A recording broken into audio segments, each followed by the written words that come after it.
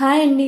ఈ వీడియోలో కాకరకాయ అంటే మాకు అస్సలు నచ్చదు, చేదుగా ఉంటుందన్న వాళ్ళు కూడా కమ్మగా కడుపు నిండా రైస్ మొత్తం కూడా కాకరకాయతోనే కలుపుకొని తినేసే విధంగా టేస్టీ కాకరకాయ కారం, కాకరకాయ ఉల్లి కారం ఎలా చేసుకోవాలో చెప్పిపోతున్నాను.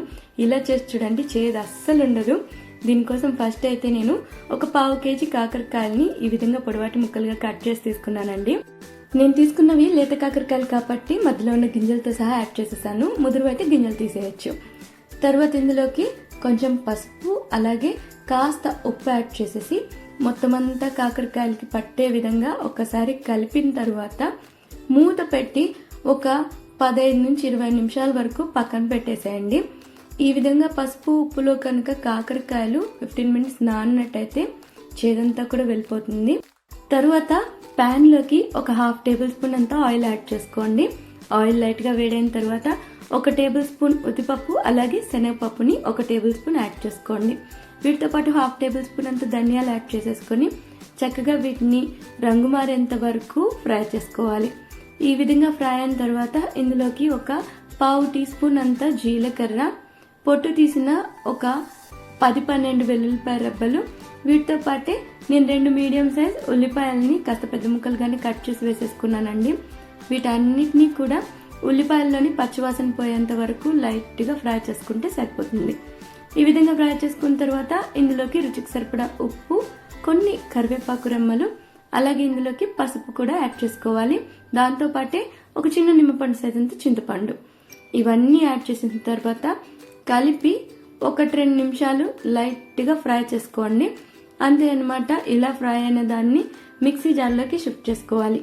చల్లారిన తర్వాత ఇందులోకి 1 నుంచి 1.5 టేబుల్ స్పూన్ వరకు కారం పొడి యాడ్ చేసుకోవచ్చు. మీ స్పైస్ లెవెల్కి సరిపడా తీసుకోండి.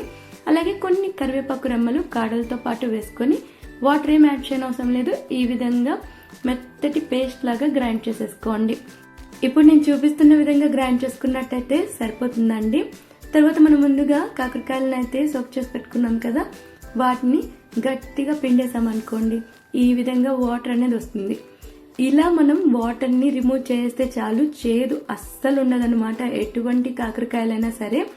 సో అన్ని కాకరకాయ ముక్కల్ని ఈ విధంగా మనము గట్టిగా పిండి తీసేసుకుంటే చూస్తున్నారు కదా, పసరంతా వచ్చేసింది. ఇక ఉన్న కాకరకాయలు అయితే మనకు అసలు చేదు ఉండదు.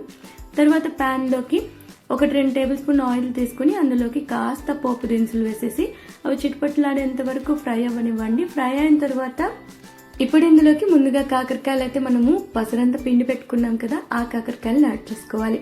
యాడ్ చేసేసుకుని చక్కగా మీడియం లేదా హై ఫ్లేమ్ లో కలుపుకుంటూ ఈ విధంగా ఫ్రై చేసేసుకోండి. ఫ్రై అయిన తర్వాత ఇప్పుడు మనం ఇందులోకి ముందుగా మిక్సీ జార్లో గ్రైండ్ చేసి పెట్టుకున్న ఉల్లి కారం అయితే యాడ్ చేసుకోవాలి. యాడ్ చేసేసుకుని చక్కగా మొత్తం అంతా పట్టే విధంగా కలుపుకుంటూ మిక్స్ చేసేసుకోవాలన్నమాట.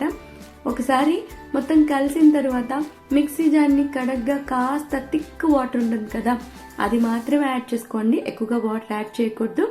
అది యాడ్ చేసేసి ఓపిక్గా కాస్త మీడియం ఫ్లేమ్ లో కలుపుకుంటూ ఫ్రై చేసుకుంటే ఈ విధంగా రంగు మారి ఆయిల్ సపరేట్ అవుతుందండి.